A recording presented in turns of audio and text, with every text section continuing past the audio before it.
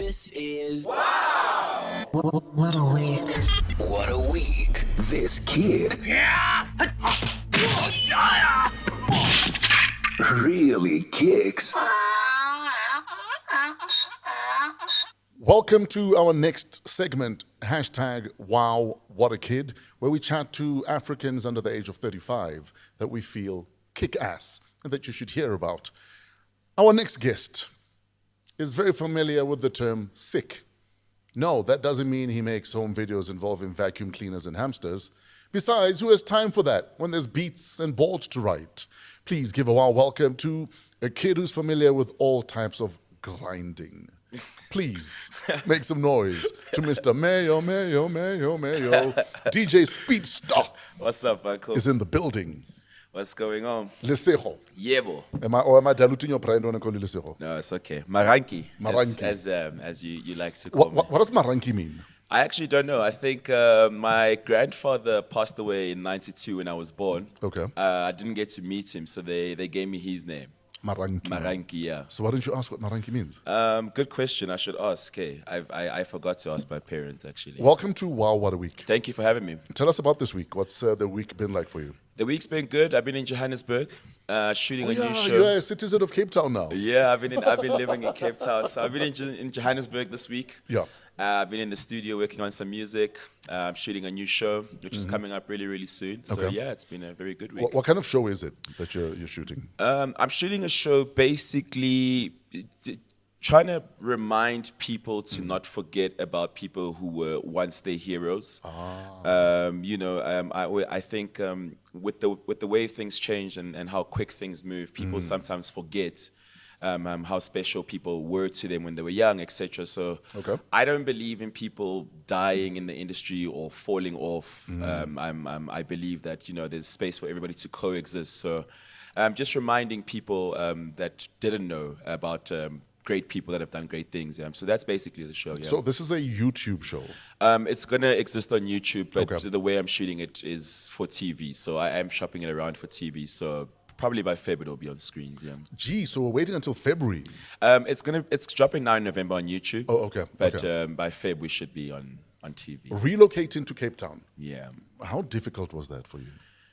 It was actually very easy because I wanted to do it in 2019. Yeah. But it wasn't as easy in 2019. I couldn't just up and go because it was like, and then what? Like, Yeah. what are you gonna do there? So last year when Love and Hip Hop came about, I took a chance and I was like, well, do you guys mind if I shoot in Joburg and me living in Cape Town? They were cool with it. Yeah.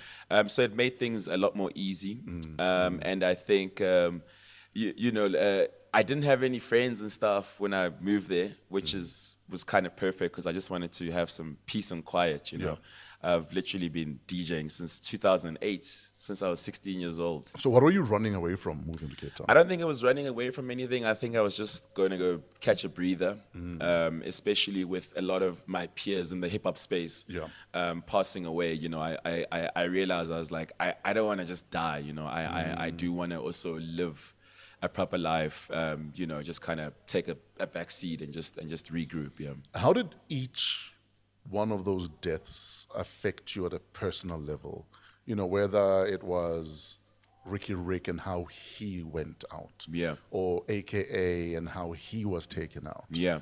Because both are traumatic. Yeah, very traumatic. Yeah, it was a difficult time. I'm not gonna lie, especially like you say, the Ricky incident, the AKA incident. Then there's also the Dimples incident. And then there's the Dimples There's incident. the Dimples and incident. we're in the same WhatsApp group of DJs. Yeah. And often a lot of these deaths we found out about before they went public even. Yeah. So it was just the shock Yeah. of finding out that someone is gone. Yes. Like, I mean, when DJ somebody was assassinated, that was bad. we literally found out before the bullet cases had even gone cold. Yeah. And already we had found out Yeah. in our group. Exactly, yeah. And so those are the kind of things, we're just seeing like our peers like going out like that, you realize that there's more to life than just trying to make money or just trying to be the successful person, So yeah, that was it. I just want to take a young break and just kind of regroup. Yeah, I mean the Dimples Death was really, really hectic for me because he was always kind of like my guide Oh, yes. into the industry, whether it was me dropping music or me getting onto TV. He was always my guide. And when he left, it was almost like I no longer had a guide. And I know Shake feels the same, you know, and that is why DJ Milkshake. by the DJ way. Milkshake, yeah, that's why I was like, yo, Not a shake from Dubai. yeah. That poos on people. No poo, yeah. And that's how I was like to Shake at the beginning of last year. I was like, well, we need each other. Let's stick together, you know. And that's how No Comply came about, which is a duo, which is him and I. Yeah. So we took 2020, the whole of 2021 for No Comply. You wouldn't see a Speedsta or you wouldn't see a Milkshake on the flyers. Oh, yes. It was just No Comply.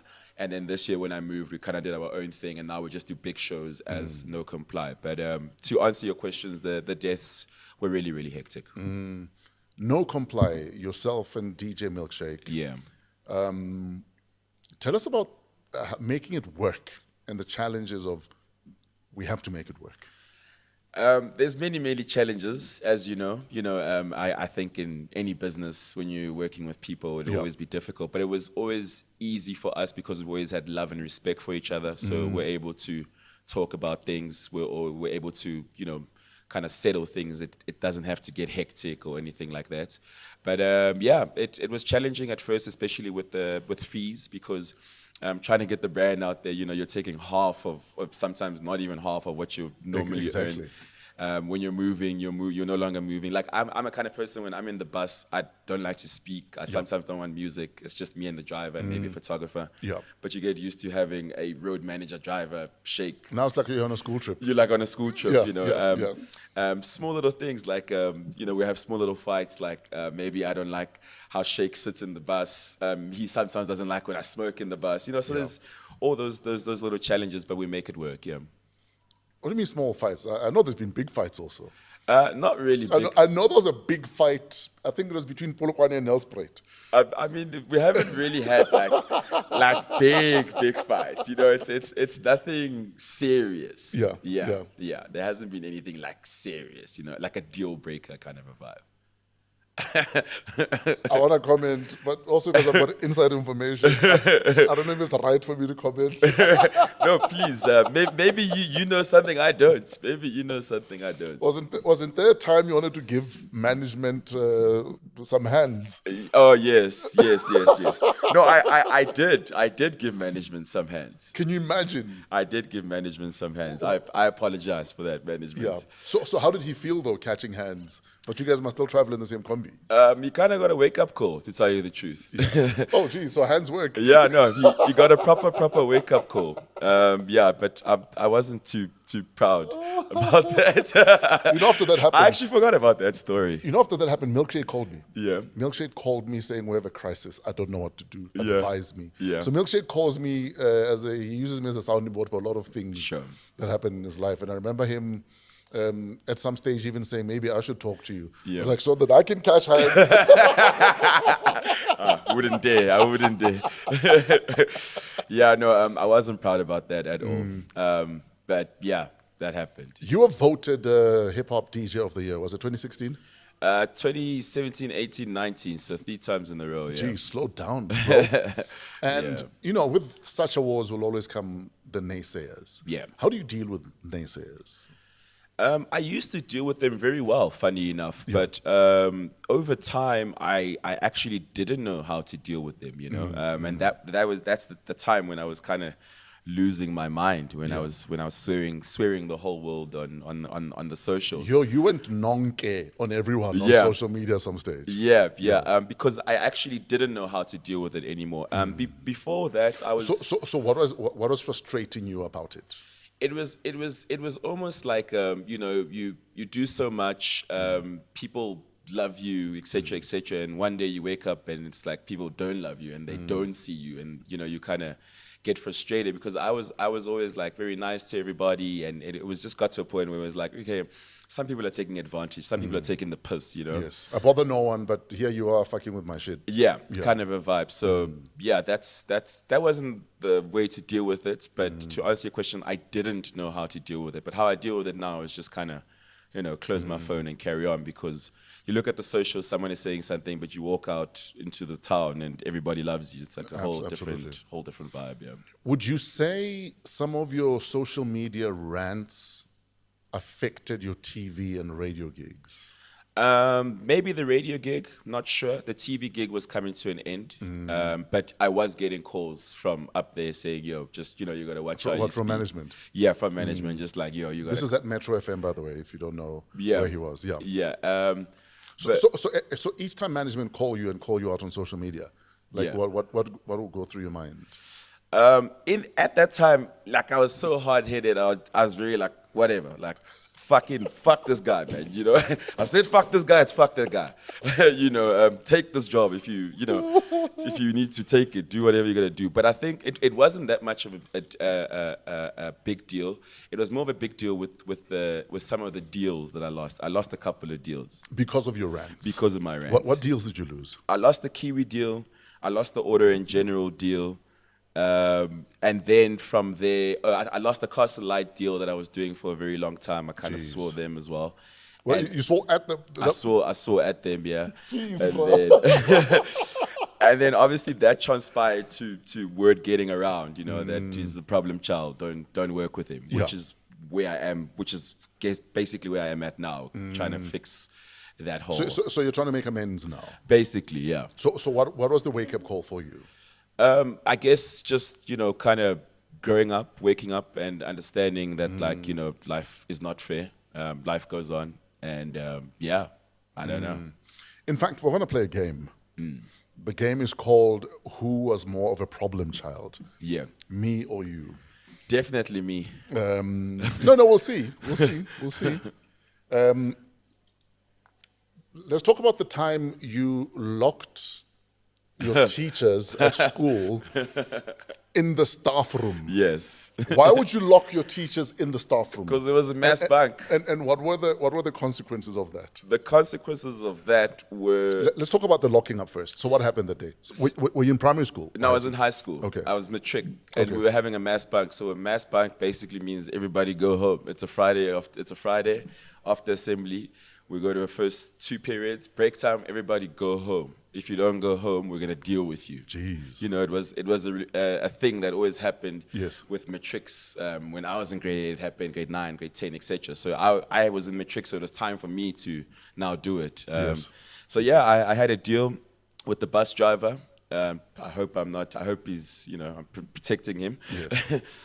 He gave me the keys. I locked them in the staff room, and we told everybody to go home. And then everybody went home. Yeah, that was that. So what happened after that? What were the consequences for that? The consequences of that, when I got back to school on the Monday, they said, because my parents were so hurtful, they were like, look, do whatever you need to do with this guy.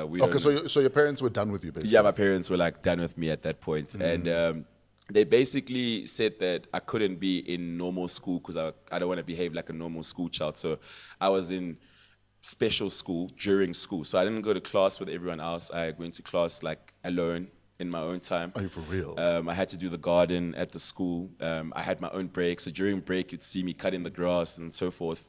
And then when their break ends, that's when my break starts. So I did that for about 2 weeks where I wasn't allowed to be part of society. Yeah, because you don't want to be a part of society. Because I don't want to be a part of society. So those were the consequences. And I must tell you, that was a big wake-up call.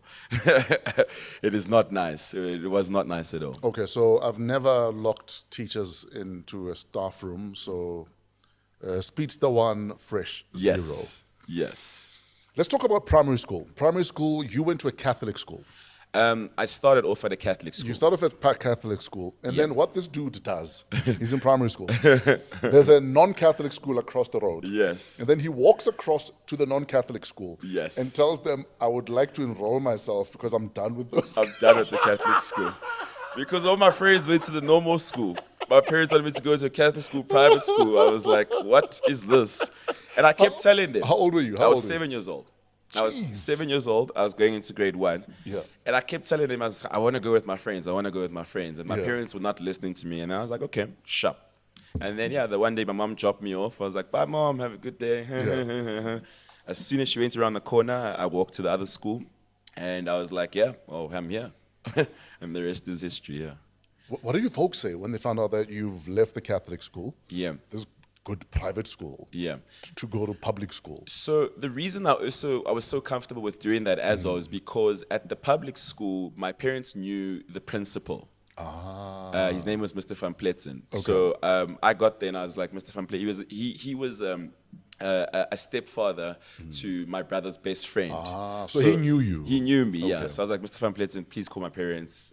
I want to be in the school. So yeah, I got there and then he called them. They came in, we had to buy a uniform, and then, yeah, the next day I was enrolled. You are a legend. I've never done that, so Speedsta 2. Fresh 0. Yeah. You arranged a sleepover with your friends, Yes. and then your brother comes home and finds you guys drunk. Yes. You were children. Yes. Tell us about that. First of all, that was not my idea. That was not. I was just there. That was not my idea. But yes, I was having a sleepover with 2 of my friends. Yeah. And we had won our first roller hockey game. Okay. And my dad always had a fully stocked bar, but he's never touched alcohol in his life. So how old were you at the time? Geez, we must have been 13, 14. I think 13, 14, yeah. Around there. And yeah, my dad always had a stacked bar, but he never drank. And the one day we decided to taste. Yeah.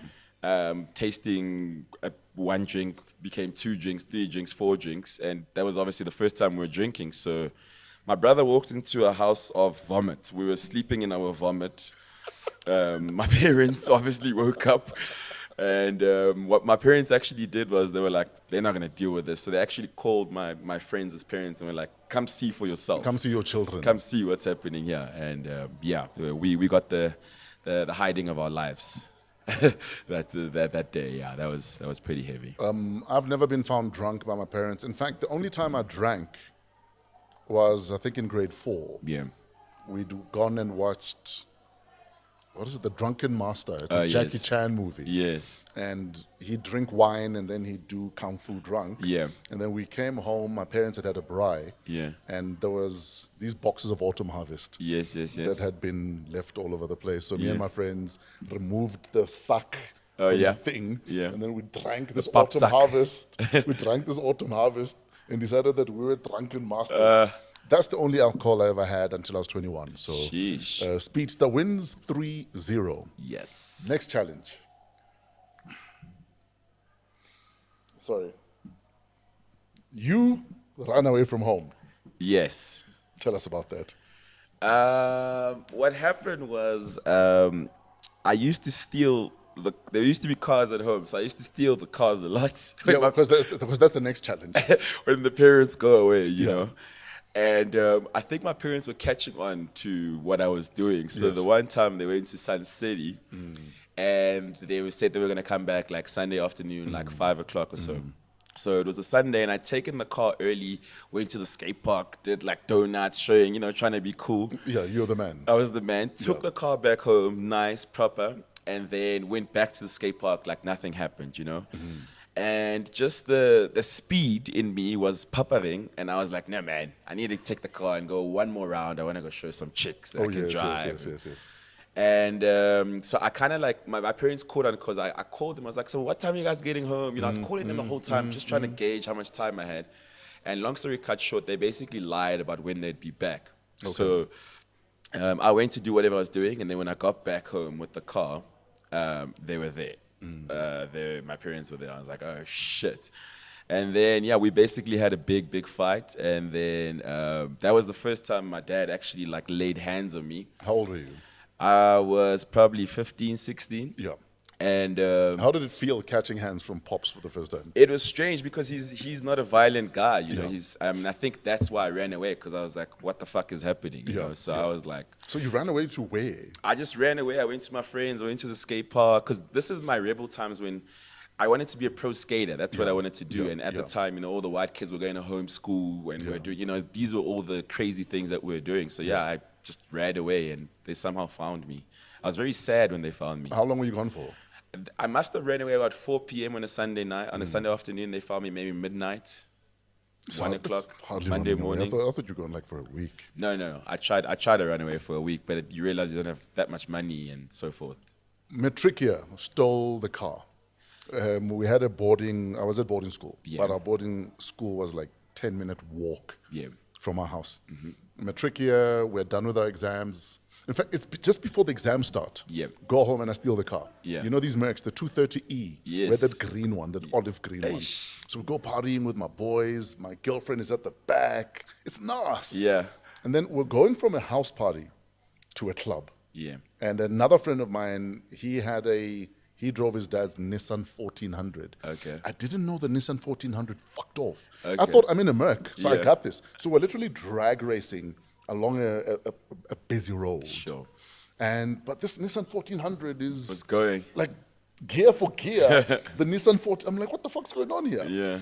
But then when we got to a turnoff, I think a dude slowed down, but I didn't realize he'd slow down. Yeah. So I pranked into this car. Oh, damn. I pranked into this car and took out the front lamp Oh, of, sheesh. of my dad's Merc Sheesh. and the fender. Yo. So we went partying anyway. Yeah. And from there I went home and I parked the car.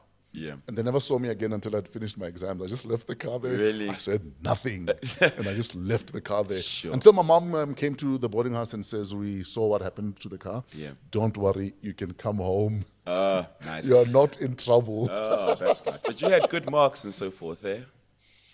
And I mean, that, In my matric year, my marks were decent, but before then, they were khaki. Really? They were khaki. And then the one time I ran away from home, again, I was a kid. I was, I think, grade 1 or grade 2. And that smacked me because I'd sworn at my dad because I was Yeah. that guy. Yeah. If my dad shoot me, I'd shoot him back. okay. Yeah. and Because you grew up with white kids, right? yeah. So I swore at my dad. And Not a good idea. They smacked me. So I did like it happens in the movies. Yeah. I literally took a dishcloth. Yeah. And I put some bread in it. Yeah. And then I tied it into a stick. And I told them running away. Yeah. So I left the yard, and I walked. There was a big like morula tree. Sure. Like not far from the house. So I went and sat there the whole day. Really? So that they think I've run away. Yeah, because you didn't have a cell phone at that time, man. Jeez, fuck, I didn't have a cell phone for a while. Yeah. And the food ran out. Oh. And then as soon as I was hungry, I came home. Went back home. And then as I walk in, my mom says to my dad, I told you he'll be hungry and come back. That's crazy. So I was very upset. Okay. So what, is this a draw? That's a draw, yeah. Running away and Yeah. stealing cars. Yeah. You broke both of your wrists. Jeez. How did you break both of your wrists? How do you know all of this, Uncle? That's so crazy. I've got a great research team. I broke both of my wrists on a friend of mine, Foobs' quad bike. Jeez. We used to have quad bikes or whatever, and I've always been a very chachara kid. I've always like, Nothing has changed, but carry on. you know what I mean. And I don't know what I was thinking. Because it was the first time that we had he got a 4-wheeler that had reverse. Yeah. I was like, reverse. So I don't know what I was thinking, but I was trying to do a donut in reverse. Yeah. So I was reversing really fast, trying to donut, and yeah, long story cut short, the bike fell on me. Both my wrists were broken. Jeez. I couldn't even pee. So Foobs actually, he used to go to the bathroom with me and Hold on. sip it for me. I couldn't. So both wrists are broken. Both So wrists. are you in casts then? I'm in two casts. I can't write. So Foobs was what your cock holder. Foobs was my cock holder, literally. That's why he's my best friend. Listen, if someone has held you while Yeah. you wee, they'll become your best friend. Yeah, but he actually sold me out to my mom eventually, because what happened was we went to a birthday party at a place called Aquadome in the Emerald Casino. Yes. Where we swim and it's a good time. And my mom was like, you can go to the birthday party. I remember the Aquadome. The Aquadome. I've played a couple of sets there. Yes, you have, yeah. And she was like, you can go to the party, but you can't swim. You've got 2 cars. I was like, yeah, no problem. I'm not going to swim. There I am swimming, having the time of my life, because all the chick, come swim, come swim. Yeah. You're swimming, whatever. I'm thinking, no, I'm clean job. This thing is dry by now, whatever. Yeah. My mom gets there. She's like, do you think I'm stupid? Where's, because people used to write on the thing. She's like, yes. why is it suddenly clean? I'm like, no, man, mom, I just cleaned it myself. And she was like, dude, I think you're so slick. Let's go, And I had to go get new cars because those things were soaking wet. So does Foobs feel like he like knows you intimately? Sheesh, pause. He knows me pretty well, though. Yeah, he knows me pretty well. Yeah. You guys went overseas on a roller hockey trip. Yes. How much game time did you get? Geesh, I must have played a whole of 2.5 minutes. What happened? It was the Roller Hockey World Cup. We Yeah. went there, South Africa. So we were obviously the best from different clubs in South Africa. Put us together a national team. But when we got there, our national when we got there, they were on like a different level. Like they were getting paid to play, you know. So, So you're playing with professional roller. professional roller hockeys, yeah. Okay. So I 2.5 minutes, and those 2.5 minutes were very hectic. I remember I was falling all over the place. I was nervous. I suddenly couldn't shoot, suddenly couldn't pass, suddenly couldn't do anything. But great experience. I went twice actually. I went 2007 and 2009 Roller Hockey World Cup. Yeah. So what happened to your roller hockey career?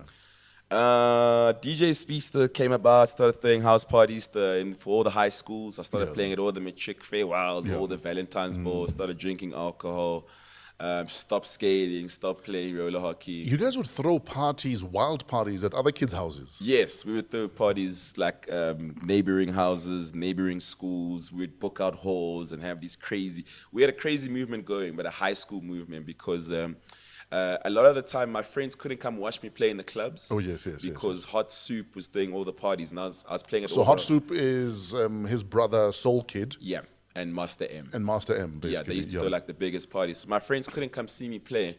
So I was like, okay, I'll fix it. I'll fix it. Hold yeah. my beer. Yeah. So I did my own parties, and I had a friend who worked at the Liquor City at the time. Yeah. Gave me alcohol on consignment, and we used to book out halls, and we used to run bars there. We made lots of cash, obviously illegally. Yo. Yeah, cops would come, would give them cool drink. Speaking of cops, and unfortunately I can't beat this one. Yeah, Cops once came to your parents' place yeah, to arrest you. yeah. You were still a child. Yeah. What happened? We were chilling at the skate park. A friend of mine, Jock, I was doing CTAs, I think. Yeah. So it's in grade 9, and he was doing matric finals at the time. And we had an off day. I think we had an off week, both of us. And we were chilling at the skate park, smoking weed, Sure. just relaxing. In his car, he was a matric, he had a car. And while we were hotboxing the car, the cops just pulled up on us. And yeah, they took us home. Well, they couldn't arrest us because we were underage, so they Yeah. called our parents. But my parents didn't answer. Thank God. My parents always answer. That day they didn't answer their calls. Yeah. Jock's parents answered. So Jock's parents came to the scene. They took him. He was banned. Not banned. They took his car away from him. We're banned from the skate park, etc., etc. We couldn't be friends anymore. They just took me home, hoping my parents would be home. No one was home. And then when no one was home, I was like, no one is home, guys. Like, go away, you know. And then yeah, they returned. They returned in the evening to come and Come pick you up. come pick me up. So what I did was they was doing the sirens outside, and I could hear the sirens, and I was like, "Fuck that! I'm not opening." My parents were in their bedroom, and I'm like, "Fuck this! I'm putting the volume up. I'm watching TV. I'm not opening here." And my dad comes to me. He's like, "Do you hear? Can you hear some like a noise?" I said, "No, I can't. I can't hear nothing. Whatever." Goes back to bed. You can still hear the noise. Still hear the noise. Yeah. Eventually, he goes to check for himself, and I kid you not, as he opened the curtain just to because we used to live in a cul-de-sac to see who's at the gate. I saw like the bakkie just go out of the street. He didn't see obviously what happened. Went back to bed, and yeah, that was it. They actually didn't find out. They actually didn't know about that story. And the reason Oh shit! So I just told them. yeah, we just told them now, actually, yeah. The reason I didn't want them to know about that story is because the year before, in grade 8, it was an inter-high thing, whatever. And I wanted to start smoking weed. So I was speaking to this matric guy, this dealer guy, and I was like, yo, on Fridays, inter-high, whatever. Yeah, And he was yeah. showing me the weed, and I was like, I'll bring the money on Friday, whatever. Yeah. And as he was showing me the weed, the principal and the vice principal walked into the bathroom while all of this was happening. Yeah. Called our parents or whatever. So how we kind of played it off, I was like, no, this guy was bullying me, you know, and I had to- Into a life of weed. into a life of weed, and I said no. So luckily, I hadn't started smoking weed, so the test came out negative. So that's why the following year I was like, no, I do not need this weed story Absolutely. with my parents. Yeah, Yo. yeah. I was one of those kids, fresh. I won't lie to you. Looking back at your childhood, looking back at even your rants on social media and what they've cost you, Yeah. like what do you think? What goes through your head? What goes through your mind? Looking at what you put your parents through, what you put your brother soul kid through. Yeah, shame. Yeah, they've been through quite a bit. Yeah. I think, like I said, you grow up and you start to understand that you're not a little kid anymore. You can't just do what you want. You know, you actually need to. There's consequences. There's consequences to everything, because Yeah. I was, to tell you the real truth, I was living the high life for many years. You know, on the road, making money, drinking, girls, clubs, you name it. You know, I was doing it.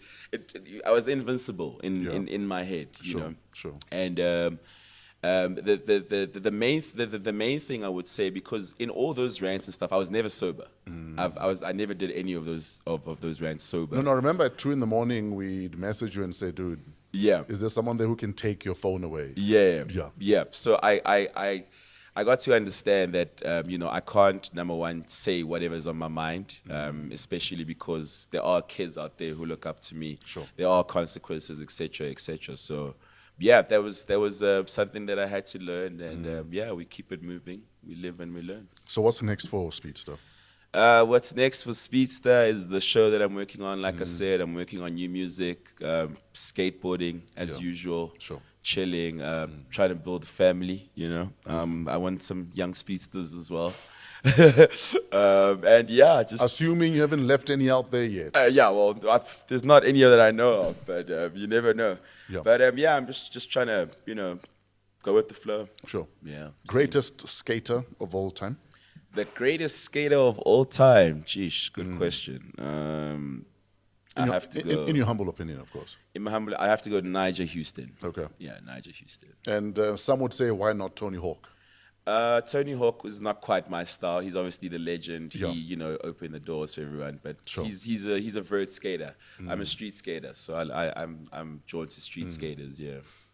Greatest non-South African rapper of all time? Greatest non-South African rapper of all time, probably have to go Jay-Z. Yeah. And then South African rapper? The greatest South African rapper is definitely AKA, rest in peace, yeah. What is it about the Super Mega? The Super Mega understood how to speak to South Africans, and he was the most South Africa you would ever find. And I think he did it at a time where it was very difficult for a colored person to kind of relate to black people, but he was able to kind of create his music in a way where everybody could enjoy it. So yeah, rest in peace. Are you working on any music? I'm working on music. Yeah, I've just finished the EP, which is coming out really soon. Yes, sir. Yeah, shooting music videos next week, Cape Town, Johannesburg. So Yes, sir. yeah. I feel really good. I took a nice break, been chilling. Yeah. I haven't really worked this year. I was just chilling, you know, skating, going to the beach. So yeah, kind of getting back into the swing of things, getting back to work. And yeah, I'm feeling good. My dude, we wanted to bring you in here. Thank you. And just remind people that there's this dude here. This kid was a naughty kid. He has said and done a lot of naughty shit. Yeah. But he's still very talented. And we want to see you fly, my dude. Thank you. We want to see your name in bigger lights. Yeah. We want to see you doing bigger things. Yeah. I still got a lot to do. Got a lot to do. So yeah, I'm in the mood. Where do we find you on social media? At Speedsta Bro across all social media, Twitter, well, X, as you guys call it. I'm not very active there anymore. Thank you. But I'm an Instagram guy. I've recently become a TikTok guy as well. So yeah, you can check me out there. And yeah, out and about in the streets. Hashtag what a kid. Ladies and gentlemen, Speedsta is about to leave the building.